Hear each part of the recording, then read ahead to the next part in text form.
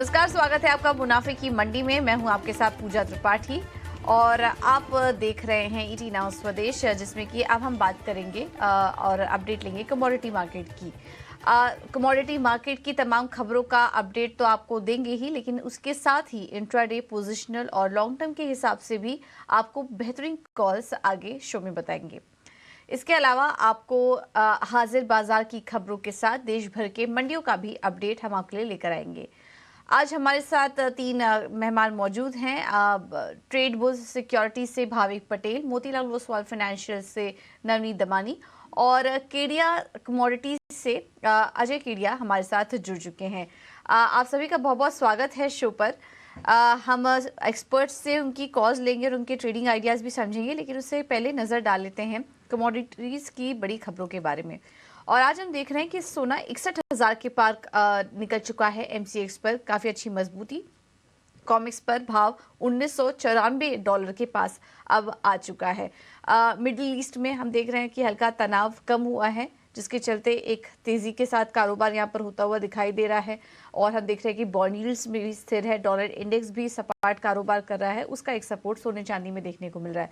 चांदी की अगर बात करेंगे तो वो 73,250 के पास और कॉमिक्स पर 23.8 के पास इस वक्त चांदी में कारोबार होता हुआ दिखाई दे रहा है। एमसीएक्स पर हम देखें तो 1% की मजबूती के साथ चांदी ट्रेड कर रहा है। क्रूड में ऊपरी स्तर से दबाव है। ब्रेंट $82 के नीचे अब आ चुका है। हम देख रहे थे कि वहां पर अच्छी रिकवरी आई थी। ओपेक प्लस की माफ कीजिएगा, ओपेक प्लस की बैठक भी होने वाली है, जिस पर कि अभी नजर रहेगी। लेकिन इस बीच खबरें आ रही हैं कि मिडिल ईस्ट में तनाव कुछ कम हो सकता है। समझौते को लेकर वार्तालाप दोनों ही देशों के बीच हो सकती है। उसके चलते हम देख रहे हैं कि कच्चे तेल में अब ऊपरी स्तर से दबाव आया है और 1% की गिरावट के साथ ब्रेंट क्रूड एमसीएक्स पर क्रूड 6,500 के पास इस वक्त कारोबार कर रहा है। नेचुरल गैस में भी छोटे दायरे में ही कारोबार है। ₹257 के पास नेचुरल गैस कारोबार कर रहा है। और अब बेस मेटल्स की बात करेंगे तो वहां काफी मिला जुला रुझान है। कॉपर लगभग सपाट ₹718 के करीब, वहीं एल्युमिनियम में हल्की बढ़त और लेड में हम देख रहे हैं गिरावट देखने को मिल रही है। वहीं कॉपर और जिंक हल्की सपाट कारोबार यहाँ पर देखने को मिल रहा है। अब आते हैं एग्री कमोडिटीज की तरफ और मसालों में आज भी हम देख रहे हैं कि मजबूती के साथ कारोबार हो रहा है। स्पेशली जीरा की अगर बात करेंगे तो 3.5% की जोरदार तेजी है जीरे में 44,400 के पास। हल्दी में 2% की कमजोरी इस वक्त देखने को मिल रही है, लेकिन धनिया अगर देखेंगे तो 1.5% की तेजी वहां पर है। ₹8,150 के पार धनिया इस वक्त कारोबार कर रहा है। इसके अलावा ग्वारगम और ग्वारसीड पर नजर डालें तो यहाँ पर हल्की नरमी है। दायरे में कारोबार हो रहा है। ग्वारगम में ₹11,630 के पास यहाँ पर ग्वारगम में ट्रेड हो रहा है। और ग्वारसीड की बात करेंगे तो हल्की नरमी है इधर और 5,770 के आसपास कारोबार हो रहा है ग्वारसीड में। तो ये है इस वक्त की कमोडिटी मार्केट की बड़ी खबरें। हमने एग्री और नॉन एग्री कमोडिटीज के बारे में आपको जानकारी दी। अब एक एक करके एक्सपर्ट से सलाह लेंगे कि उनकी नज़र कहाँ पर है। नवनीत, सबसे पहले आपसे शुरुआत करेंगे। तो पहले कच्चे तेल पर चर्चा कर लेते हैं, क्योंकि ये इस वक्त यहाँ पर एक्शन दिख रहा है। एक रिकवरी आई थी, लेकिन उसके बाद वापस से गिरावट है। थोड़ी देर पहले खबर आई है कि मिडिल ईस्ट में तनाव कुछ कम हो सकता है। इस बीच 26 नवंबर को ओपेक प्लस की बैठक भी होने वाली है, तो उस पर भी नज़र है। सप्लाई में कटौती की बात की जा रही है। तो इन तमाम खबरों को देखते हुए, क्योंकि दोनों साइड के फैक्टर्स अब काम कर रहे हैं कच्चे तेल को लेकर, तो आगे की चाल यहाँ से कैसी रह सकती है? Good morning. लास्ट कुछ दिनों में हमने देखा है कि कच्चे तेल में नीचे के लेवल से एक बहुत अच्छी रिकवरी देखने मिली है और करीब करीब 4 से 5% की रिकवरी हमने लास्ट दो ट्रेडिंग सेशन में देखी है। मेरा मानना यह है कि काफी सारे मिक्स्ड इवेंट्स हैं जो कि कच्चे तेल की प्राइसेस को इस तरह डिराइव कर रहे हैं और अभी जो हम करंट मोमेंटम में करंट पुल बैक देख रहे हैं वो कहीं ना कहीं थोड़ा सा थमता हुआ नजर आएगा $77-78 के आसपास। तो मैं 6500 रुपीज के आसपास डोमेस्टिक लेवल पे सेल करना चाहूंगा। 6580 का आप स्टॉप लगाइए एंड 6370 6350 तक के नीचे में लेवल देखना मिल सकता है। बिल्कुल। तो ये है सलाह क्रूड पर, और फिलहाल बिकवारी करके चलिए, क्योंकि अभी थोड़ा प्रेशर बन सकता है जो रिकवरी आई वहां से। नवनीत का मानना है कि यहाँ पर जो टारगेट दिखाई दे रहे हैं वो 6,370 के हैं और स्टॉप लॉस 6,580 का है, तो इस पर आप नजर रखिए। इस बीच हमारे साथ भाविक भी जुड़ चुके हैं और अजय भी हमारे साथ मौजूद हैं। भाविक, आपसे भी समझना चाहेंगे, अगर कच्चे तेल को ट्रेड करना हो तो कैसे करें? कुछ रिपोर्ट्स के मुताबिक ये भी निकल कर आ रहा है कि 2024 तो स्टेबल ही रहेगा क्रूड के लिए, लेकिन 2025 में एक बड़ी गिरावट आ सकती है। आपका क्या मानना है, किस तरीके से अगर लॉन्ग टर्म बेट लेना हो किसी को क्रूड में, तो फिर किस तरीके से ट्रेड लें और क्या लेवल्स आप वॉच कर रहे हैं? नहीं पूजा जी, जी जरूर से। जैसे आपने बताया, पहले एक्सपेक्टेशन था कि जो 2023 का एंड है वो थोड़ा टाइट रहेगा ओपेक की कट की वजह से, बट अगर हम देखें तो इतना टाइटनेस नहीं है मार्केट में, तो उसकी वजह से ही हमने बिकवाली का देखा है। बट 2 दिन से जो रैली हमने देखी है उसके 2 रीजंस है। एक तो ओपेक प्लस की जो मीटिंग है 26 को, एक्सपेक्टेशन है कि जो प्रोडक्शन कट है वो तो कंटिन्यू ही करेंगे, रोल ओवर ही करेंगे, बट शायद थोड़ा और भी हो सकता है। और दूसरा एक मेजर फैक्टर ये भी है कि अगर हम स्पेकुलेटिव पोजीशंस देखें तो जो नेट लॉन्ग है हेज पोजीशंस की, वो 2013 के बाद सबसे कम है। इनफैक्ट अगर हम मार्केट देखें काफी लॉपसाइडेड है, जहाँ पे शॉर्ट पोजीशन काफी बड़ी है और लॉन्ग पोजीशन कम है। तो कहीं पे भी अगर थोड़ा बहुत भी ऊपर की तरह रिकवरी आएगी तो मुझे लग रहा है कि कहीं ना कहीं शॉर्ट स्क्वीज भी देखने को मिल सकता है। ओवरऑल मुझे लग रहा है कि अभी भी रेंज बाउंड मूवमेंट रहेगा, बट आज के दिन अगर किसी को ट्रेड करना है तो I think by and dips की स्ट्रेटेजी रखनी चाहिए। बट ओवरऑल मेजर जब तक 6800 के ऊपर ब्रीच नहीं करता है तब तक मुझे लग रहा है कि साइडवेज ही रहेगा। बट इंट्राडे पर्पज से अभी भी मुझे लग रहा है कि थोड़ा बहुत शॉर्ट अगर नीचे आता है तो एक बार बाय कर सकते हैं अराउंड 6430 के करीब, 6550 के टारगेट के लिए, और 6360 का स्टॉप लॉस रख सकते हैं। ओके, तो यहाँ पर भाविक का भी शॉर्ट करने का ही है व्यू कच्चे तेल में, और नवनीत का भी यही मानना है कि आप सेल की रणनीति अपनाइए। अजय, आपसे भी व्यू लेना चाहेंगे। 2 बड़े इवेंट हो रहे हैं इस वक्त। अभी खबर आ रही है कि मिडिल ईस्ट में तनाव कुछ कम हो सकता है।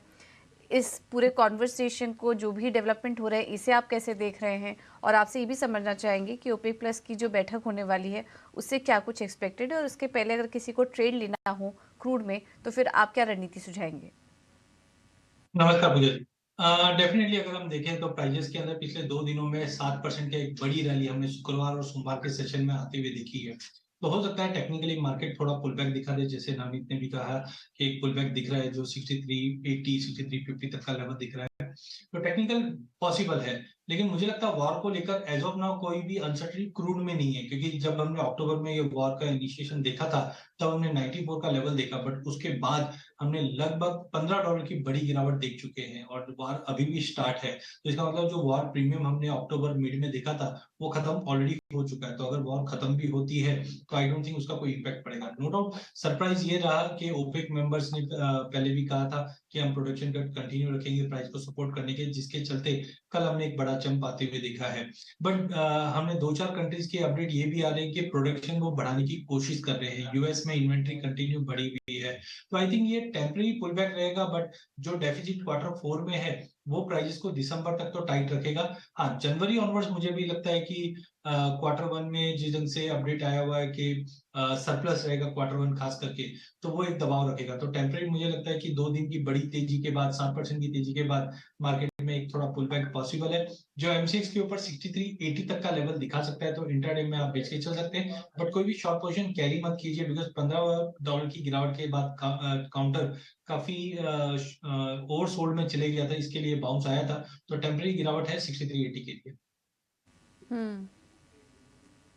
ठीक है, तो ये सभी इंट्राडे टारगेट्स आपको दे दिए गए। कंसेंसस ये निकल कर आ रहा है शॉर्ट टर्म के लिए अगर आपको ट्रेड करना है तो फिलहाल बिकवाली की ही सलाह अपनाइए, और 6380 के टारगेट्स देख रहे हैं यहाँ पर अजय क्रूड पर। तो ये है सलाह कच्चे तेल पर इस वक्त निकल कर आ रही है। सोने की बात करें आज, तो गोल्ड में आज हम देख रहे हैं कि एक तेजी है आज, और करीब ½ % ऊपर एमसीएक्स पर सोना कारोबार कर रहा है। 61,000 रुपए के ऊपर निकल चुका है। चांदी में भी अच्छी तेजी, वहां पर भी 1% की तेजी इस वक्त देखने को मिल रही है। डॉलर में भी कमजोरी आई है, डॉलर इंडेक्स में, वहां से भी सोने को सपोर्ट है। बॉन्ड यील्ड्स तो हम देख ही रहे हैं कि वहां पर भी हल्की गिरावट है, 4.4 के आसपास यहाँ पर अब स्टेबल होता हुआ बॉन्ड यील्ड्स भी नजर आ रहे हैं। और अभी कंसेंसस यही निकल कर आ रहा है कि फेड अब आने वाले कुछ समय में ब्याज दरों में कुछ बहुत बड़ा बदलाव ना करे, कटौती होने की भी संभावना अब जल्द ही नजर आ रही है, जिस तरह के डेटा पॉइंट्स निकल कर आ रहे हैं यूएस में। तो इसका अब पूरा असर हम देख रहे हैं कि सोने चांदी की चार्ट पर अब पड़ रहा है। नवनीत, आप कैसे ट्रेड करेंगे सोने को अगर शॉर्ट टर्म के लिए किसी को रणनीति अपनानी हो तो?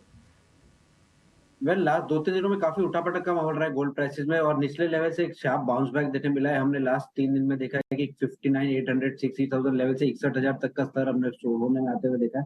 मेरा मानना ये है कि $2,010 काफ़ी बड़ा हर्डल रहा है बहुत दिनों से और अभी हम उस लेवल के आस-पास अप्रोच करें तो जब तक वो लेवल नहीं निकल जाता, शायद बुलिश थोड़ा-सा पॉजिटिव रह सकता है, बायस और ₹200-300 की मुनाफ़ा और देखने मिल सकता है। बट लार्जली बड़ा ट्रेंड जो है वो अभी भी 2010 2020 के ऊपर क्लोजिंग पे ही एक्सप्लोर करना चाहिए, जो कि एक नई दिशा दिखा सकता है गोल्ड पर। शॉर्ट टर्म के लिहाज से 61,000 के आसपास बाइंग किया जा सकता है, 60,800 आप स्टॉप लगाएँ, 61,300 तक के टारगेट देखने मिल सकते हैं, बट बड़ा ट्रेंड अभी भी थोड़ा-सा कन्फ्यूजिंग है। ठीक है, तो 61,500 के लेवल्स आ सकते हैं। खरीदारी करने की सलाह है आपको गोल्ड में। ये है सलाह नवनीत जी की तरफ से। भाभी जी, एक और इवेंट हो रहा है, फेड की जो बैठक हुई थी उसके मिनट्स देर रात जारी होंगे, तो उसका भी इम्पैक्ट हम देख सकते हैं। क्या कुछ बहुत बड़ा इम्पैक्ट आपको नज़र आ रहा है के मिनट का सोने चांदी की चाल पर? आई थिंक थोड़ा बहुत तो मार्केट में ऑलरेडी फैक्टर्ड इन कर चुका है, क्योंकि जैसे आपने बताया, आई थिंक जो कंसेंसस है मार्केट में वो वही है कि जो फेड है it is done with increasing rates, और अभी जो है वो होल्ड ही करेंगे। शायद डोविश टोन तो नहीं, बट अभी भी हॉकिश टोन रहेगा, जिसकी वजह से हमने देखा कि गोल्ड प्राइसेस में एक हेडविंड जरूर से है, जो 2000 से 2010 का जो लेवल है वो ब्रीच नहीं कर पा रहा है। हालांकि कल हमने देखा कि शाम के सेशन में एक अच्छी रिकवरी आई है, क्योंकि यूएस ने जो 20 ईयर्स का जो बॉन्ड ऑप्शन किया था उसके रिस्पांस अच्छा आया है, तो उसकी वजह से बॉन्ड यील्ड में थोड़ी नरमाश दिखी है, डॉलर इंडेक्स में देखी है, तो उसकी वजह से गोल्ड में अपसाइड आ रहा है। बट आई थिंक 61,500 से 62,000 के ऊपर मुझे भी नहीं लग रहा अभी सस्टेन होगा, क्योंकि 2000 का एक बहुत हर्डल है और कोई बहुत पॉजिटिव फैक्टर आएगा तो ही ऊपर जा सकता है। बट एटलीस्ट तब तक के लिए मुझे लग रहा है कि यहाँ से 200-300 रुपए की अभी भी जगह है, तो इंट्राडे बाय एंड डिप्स की रणनीति रखनी चाहिए। दिसंबर कॉन्ट्रैक्ट अराउंड 60,900 टारगेट का रहेगा, 61,100 का, और नीचे स्टॉप लॉस रहेगा 60,750 का। ठीक है, तो यहाँ पर भाभी की भी सलाह, सोने में खरीदारी करके चलिए। 61,100 के टारगेट के लिए स्टॉप लॉस होगा 60,750 का। ये है सलाह सोने चांदी पर। अजय, क्या आपका भी व्यू खरीदारी का ही बन रहा है या फिर कुछ कॉन्ट्रा कॉल लेंगे यहाँ पर, और उसके पीछे की वजह भी बताइए। मुझे लगता है थोड़ा सा कॉशियस रहना चाहिए, क्योंकि मल्टीपल ऑफ टाइम, जैसे नवनीत ने और भाभी ने भी कहा, कि चीजें काफी डिस्काउंट हो चुकी है। सबसे पहले अगर हम इंटरनेशनल की बात करें तो 2000-2010 का लेवल जब तक ब्रीच नहीं करता, नई तेजी आने में समय लग सकता है। वहीं जैसे भाभी ने भी कहा कि फेड के जो स्टेटमेंट है वो बार बार में हम देख रहे हैं हॉकिश एंड डॉविश के बीच में ही जुड़ रहे हैं। इससे पहले फेड मेंबर्स ने कहा, इन्फ्लेशन के नंबर देखने के बाद ऐसा नहीं लगता कि इंटरेस्ट रेट बढ़ाना चाहिए, टर्मिनल रेट्स ही है। तो अनसर्टेनिटी कंटिन्यू बनी हुई है। डॉलर इंडेक्स में ऑलरेडी हमने काफी बड़ा फॉल देखा है, तो मुझे लगता है कि फेड के मिनट्स को देखते हुए डॉलर इंडेक्स में एक थोड़ा पुल बैक पॉसिबल है। तो जो 104.50 से 104.80 तक का एक पुल बैक दिखा सकता है। वहीं जब तक 210 का लेवल ब्रीच नहीं करता या डोमेस्टिक मार्केट में 61,500 के ऊपर गोल्ड नहीं जाता है, एक बड़ा दायरा बना हुआ रहेगा जो 60,500 से 61,500 के बीच में है। तो इन सबको देखते हुए बिल्कुल इंट्राडे के लिहाज से मुझे लगता है कि 61,150 पे बेच के चलिए, 61,400 का स्टॉप लॉस रखिए स्ट्रिक्टली, और 60,600 तक के लेवल मिल सकते हैं। कल हमने देखा कि चाइना से जो नंबर्स आए थे उसके बाद हमने एक अच्छा खासा फॉल भी देखा है, तो एक रेंज में बना हुआ रहेगा। उसी को देखते हुए 60,600 के टारगेट के लिए गोल्ड को बेच के चलना चाहिए। ओके, तो एक रेंज बता दी है हमारे सभी एक्सपर्ट ने। अजय का व्यू बन रहा है कि यहाँ से थोड़ा सेलिंग प्रेशर आ सकता है, कॉशियस हो जाना चाहिए इस तेजी में। 61,150 के पास मिले तो फिर बिकवाली करके चलिए, टारगेट होगा 60,600 का। 61,400 के स्टॉप लॉस के साथ आप बिकवाली करके चल सकते हैं। और अगर आपको खरीदारी का ट्रेड लेना है तो उसकी भी रेंज हमारे दोनों ही एक्सपर्ट ने सुझाई है, नवनीत जी ने और भाविक ने। एक बार उनके भी कॉल्स आपको स्क्रीन पर दिखा देते हैं क्विकली। तो ये कुछ लेवल्स हैं जिनको आप वॉच करिए। बिकवाली का लेवल नज़रिया है, तो स्टॉप लॉस का भी ध्यान रखिए, और खरीदारी के लिए भी इंट्राडे के लिहाज से आपको ये लेवल्स बता दिए हैं। करते हैं कुछ मेटल कमोडिटीज़ की, और आज हम देख रहे हैं काफ़ी मिला जुला कारोबार हो रहा है मेटल्स में। कॉपर के दाम स्थिर हैं, नवंबर वायदा 718 रुपये के करीब। एल्युमिनियम में हल्की बढ़त, जिंक में सपाट कारोबार हो रहा है, लेड में हल्की कमजोरी। तो काफ़ी मिला जुला कारोबार हो रहा है आज मेटल स्पेस में। यहाँ पर भी कुछ ट्रेडिंग आइडियाज ले लेते हैं हमारे एक्सपर्ट से। नवनीत, पहले आप सलाह दीजिए, मेटल्स में आप ट्रेड कहाँ देख रहे हैं? मेटल कॉम्प्लेक्स में हमने लास्ट कुछ दिनों में थोड़ा सा एक पॉजिटिव मोमेंटम डेवलप होते हुए देखा है और कॉपर और जिंक दोनों ही निचले लेवल से अच्छा बाउंस करते हुए नजर आ रहे हैं। मुझे लगता है कॉपर में स्ट्रॉन्ग मोमेंटम सेट हुआ और करीब-करीब 5% की बढ़त हम ऑलरेडी कुछ दिनों में एलएमई प्राइसेस पे देख चुके हैं और वेयरएज़ डोमेस्टिक मार्केट इतने स्ट्रांगली शार्पली नहीं परफॉर्म किए। 715 716 के रेंज में आप कॉपर बाय कर सकते हैं। 712 का आप स्टॉप लगाइए, 723 725 तक के टारगेट देखने मिल सकते हैं। साथ ही साथ जिंक में एक बहुत स्ट्रॉन्ग पॉजिटिव मोमेंटम डेवलप हो रहा है। कुछ दिनों पहले गिरावट का रुख आया था जहाँ पे एलएमई पे इन्वेंटरी बहुत शार्पली जंप हुई थी जिसकी वजह से थोड़ा-सा प्रेशर में आया था जिंक। बट मुझे लगता है लार्जली वो सब फैक्टर इन हो गया है और वापस एक पॉजिटिव मोमेंटम या ट्रेंड जिंक पे देखने मिलना चाहिए। 227 पे बाय कीजिए, 225 का आप स्टॉप लगाइए एंड 230 231 के टारगेट देखने मिल सकते हैं। ठीक है, तो कॉपर और जिंक में आप ट्रेड ले सकते हैं, ये है सलाह नवनीत जी की। कॉपर में खरीदारी करने की सलाह, जिंक में भी आप तेज़ी करने की राय आपको दी जा रही है। भाविक आप भी बताइए, मेटल्स में कहाँ पर ट्रेड के मौके देख रहे हैं? आई थिंक मुझे कॉपर ज़्यादा पसंद है क्योंकि चाइना में हमने देखा कि 2 वीक पहले उन लोगों ने लिक्विडिटी इंजेक्ट की थी और अभी न्यूज़ भी आ रहा है कि काफ़ी सारे प्रॉपर्टी डेवलपर उनको भी वो लोग फाइनेंस करेंगे। तो आई थिंक ये एक पॉजिटिव है कॉपर के लिए। एलएमई में भी देखा है कि एक शार्प राइज हुआ है, ऑल्दो हमारे यहाँ इतना प्राइसेस नहीं है, तो आई थिंक कैचअप कर सकते हैं।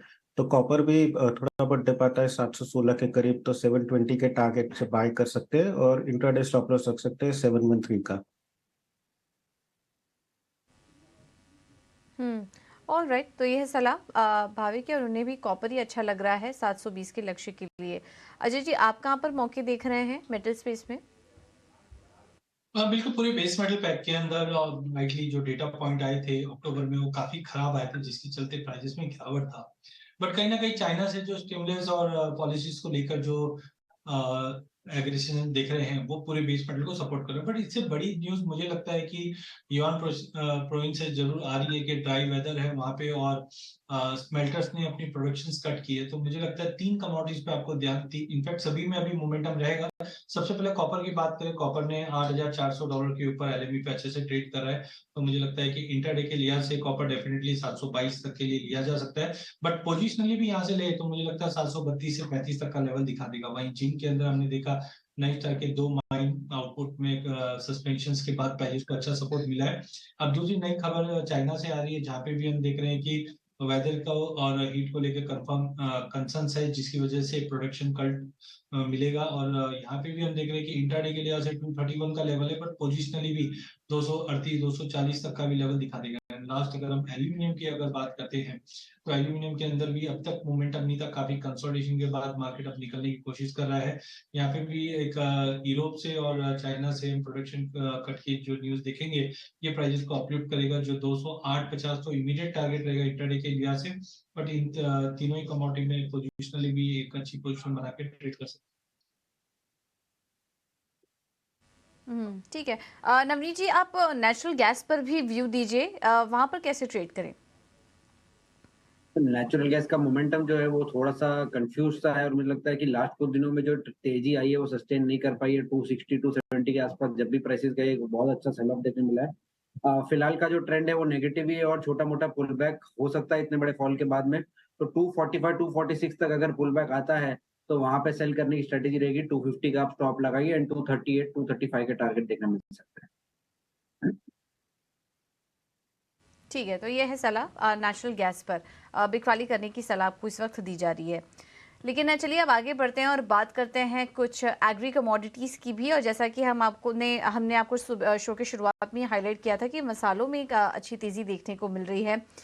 स्पेशली अगर जीरे की चाल देखेंगे तो वहाँ पर करीब 3.5% की मजबूती है, लगातार तेज़ी देखने को मिल रही है। कल से लेकर अभी तक अगर देखें तो 6% की तेज़ी दिखा चुका है। इस पर बातचीत करने के लिए हमारे साथ मसाला कारोबारी किशोर शाह जी जुड़ चुके हैं। Kishore ji, thank you so much ET now Swadesh को समय देने के लिए। तो जीरे में आपसे राय लेना चाहेंगे, ये जो कल तेज़ी इतनी दिखाई दी उसके पीछे की क्या वजह देख रहे हैं आप, और आगे और कितनी तेज़ी देखने को मिल सकती है? हाँ जी मैम, एक बार क्या बाजार बहुत उथल पाथल हो गया लास्ट वीक के अंदर। करीबन जीरा ऊपर के भाव से कम मतलब 30% का डाउन हो गया जीरा। 200 रुपए की मंदी है ऊपर से, लेकिन अभी लगा था तो उसकी मतलब ट्रेडिंग जारी रहेगी। लेकिन आने वाले समय में अभी डिमांड ये जो बिकवाली दिवाली के पहले की थी वो बिकवाली के अंदर भी रुकावट आई है। माल भी कम बचा है किसानों के पास और व्यापारियों के पास। और आगे अभी नई जो डिमांड एक्सपोर्ट की खुली है वो अच्छी है और आगे अच्छी बनी रहेगी। इसके हिसाब से ऐसा लगता है कि एक बार जीरे के अंदर एक नई रैली चालू होगी और आपको 15 जनवरी तक इसमें और भी मतलब 10-15% की तेजी आ सकती है। हेलो, तो मैंने कर लिया। तो ये है राइट। तो जीरे में कल की तेजी की वजह हमने आपको बताई, लेकिन किशोर जी फिर आपसे ये भी समझना चाहेंगे कि जीरे की बुआई को लेकर भी क्या कुछ किस तरह की रिपोर्ट्स आ रही हैं? के अंदर अभी जैसे गुजरात का कल डेटा है तो 20 तारीख तक 20 नवंबर तक उसमें 21% की मतलब बढ़ोतरी हुई है और राजस्थान के अंदर भी करीबन 15% की बढ़ोतरी हुई है। तो ऑल ओवर ऐसा देखा जाए तो बढ़ोतरी तो होगी। भाव ऊंचे दामों पर चल रहे हैं, आने वाले समय में ये बढ़ोतरी और बढ़ेगी, लेकिन पूरी चित्र क्लियर मतलब पूरी पिक्चर जो क्लियर होगी वो 15 दिसंबर के बाद आसपास होगी। और धनिया पर भी आपसे समझना चाहेंगे, मौजूदा स्तरों में इस वक्त धनिया की चाल आपको कैसी नजर आ रही है? हाँ, धनिये के अंदर क्या है कि लास्ट ईयर धनिये का क्रॉप बम्पर था, करीबन 2.25 करोड़ की क्रॉप थी, लेकिन भाव बहुत नीचे होने की वजह से और दूसरी आइटम कमोडिटी जैसे जीरा है, अपने इसबगोल है, मेथी है और ये केसर है, रबी जो फसल है उनकी मतलब कीमतें काफी बढ़ गई थी। उसी हिसाब से आने वाले समय में धनिये की जो मतलब बुआई है वो घट रही है इस साल। करीबन ऐसा अंदाजा है कि गुजरात में 40% बुआई कम होगी, तो उसके हिसाब से धनिये के अंदर थोड़ी रैली बनी है और धनिया आने वाले समय में और भी अच्छा रिटर्न देगा। और ऐसा लग रहा है कि करीबन यहाँ से भी 15% की तेजी और बन सकती है धनिये के अंदर।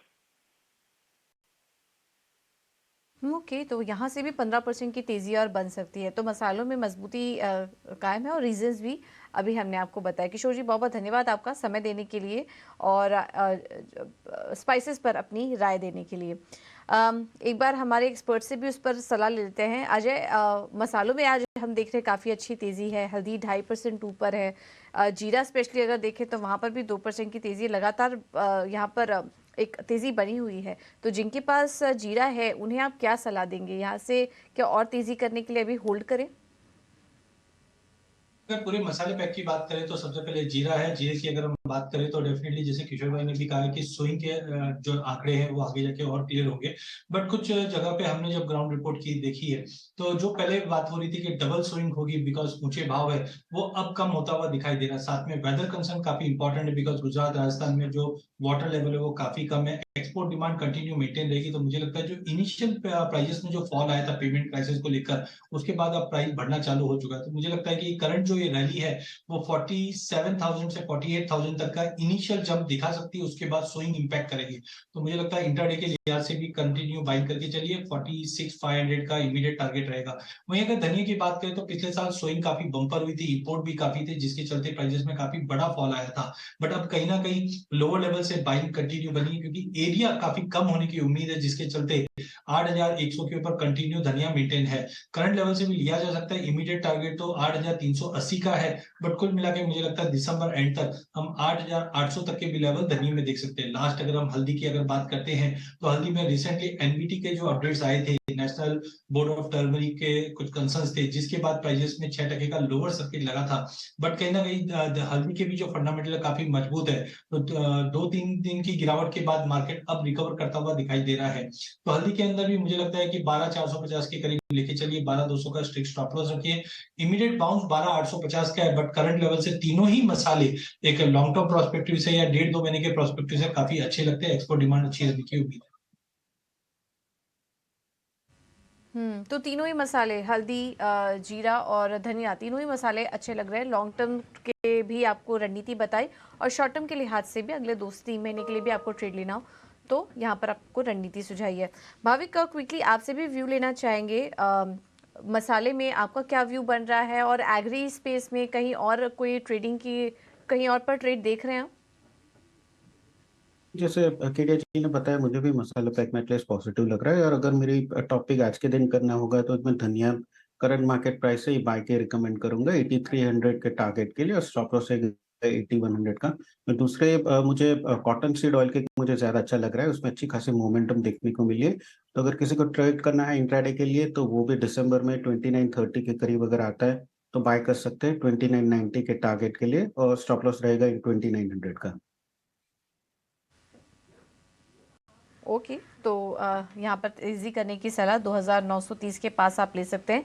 2990 का होगा टारगेट, स्टॉप लॉस लगाइए 2900 का, ये है सलाह भावे की तरफ से। चलिए, आप तीनों ही एक्सपर्ट का बहुत बहुत धन्यवाद, भावे जी, नवनीत जी, अजय जी, बहुत बहुत धन्यवाद आपका समय देने के लिए, हमारे साथ जुड़ने के लिए और तमाम कमोडिटीज़ पर अपनी रणनीति भी सुझाने के लिए। फिलहाल इस शो में इतना ही, एक छोटे से ब्रेक।